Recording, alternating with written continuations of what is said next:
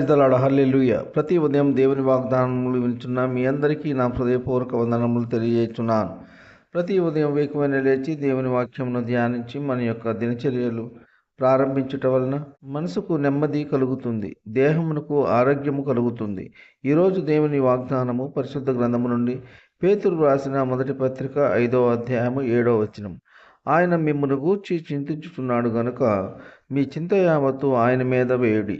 Amen, హల్లెలూయా. అపోస్తలుడైన పేతురు గారు తండ్రి అయిన దేవుని భవిష్యత్ జ్ఞానమును బట్టి పరిశుద్ధులకును క్రీస్తు యేసు రక్తమునందు ప్రోక్షింపబడిన వారికి వ్రాసిన పత్రిక. ప్రియ సహోదర సహోదరి, దేవుని పిల్లలమైన మనము దేవుని అంగీకరించి రక్షింపబడి బాప్తిస్మం పొంది దేవుని వాక్యానుసారంగా జీవించేవారు ఎట్టి పరిస్థితుల్లో చింతించనవసరం లేదు. ఆయన జ్ఞాపకములో మనం ఉన్నాము గనుక మన ప్రతి సమస్య దేవునికి తెలుసు. ఆయన పైనుండి అన్నీ గమనిస్తున్నారు.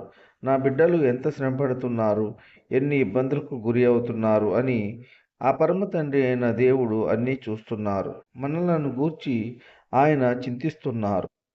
మనము ఆయన మార్గములో నడుస్తున్నామా? మరి వాక్యాన్ని అనుసరించి జీవిస్తున్నామా? లేక వాక్యమునకు వ్యతిరేకముగా దేవునికి ఇష్టము కాని పనులు ఏమైనా చేస్తున్నామా? ఒకసారి మనము పరీక్షించుకుందాం. ఒకవేళ ఆయనను దుఃఖపరిచే పనులు ఏమైనా చేసి ఉంటే వాటిని వెంటనే విడిచిపెట్టి దేవుని క్షమాపణ కోరుదాం.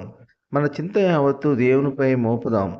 ఆర్థిక సమస్యల గురించి, అప్పుల బాధల గురించి, పిల్లల వివాహములు కాలేదని, సొంత గృహము లేదని, అనేక విషయముల గురించి బాధపడుచు దిగులు పడుచు ఉన్న సహోదర సహోదరి, దేవుడు మనకు అండగా ఉన్నాడు. ఆయన మన పక్షమున ఉన్నాడు. మనకున్న ప్రతి సమస్య, వ్యాధి, బాధలు, కష్టాలు, కన్నీళ్లు, అప్పుల బాధలు, ఆర్థిక ఇబ్బందులు అన్నిటి నుండి విడుదల దయచేయగలరు. దేనిని గురించి చింతించవద్దు, దిగులు పడవద్దు, బాధపడవద్దు. మనము నమ్ముకున్న దేవుడు మన గురించి ఆయన చింతించుచున్నాడు గనుక మన ప్రతి సమస్యను తీర్చి మనలను గొప్ప స్థితిలో ఉంచబోతున్నారు. ఈ కొద్ది మాటలు దేవుడు దీవించునుగాక. ఆమెన్. ప్రార్థన. కృపా సత్య సంపూర్ణుడా, మీ ఘనమైన ఉన్నతమైన నామమునకు వేలాది వందనాలు స్తుతులు చెల్లించున్నాం తండ్రి.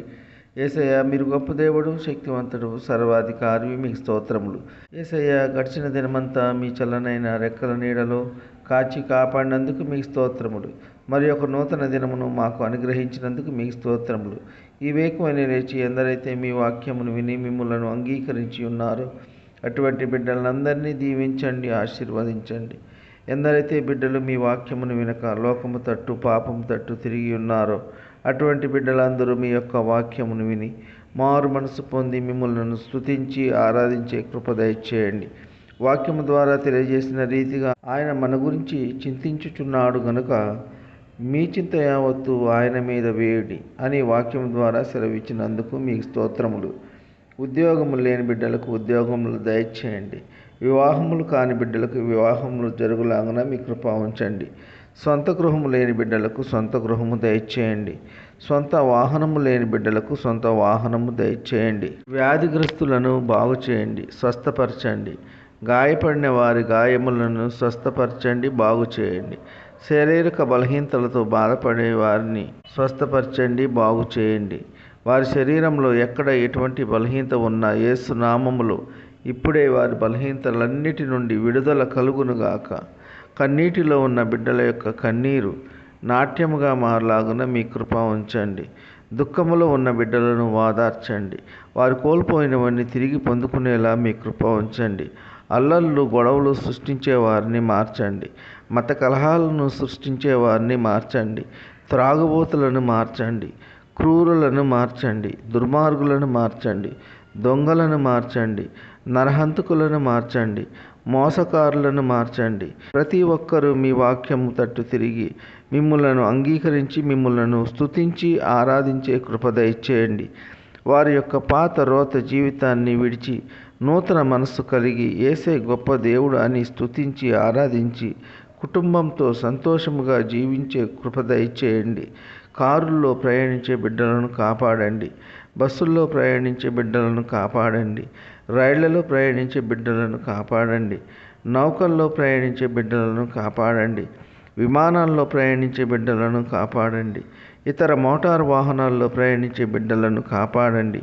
ఈ కొద్ది మనవులు ప్రభు అయిన యేసు క్రీస్తు పేర వేడుకొనుచున్నాము తండ్రి. ఆమెన్.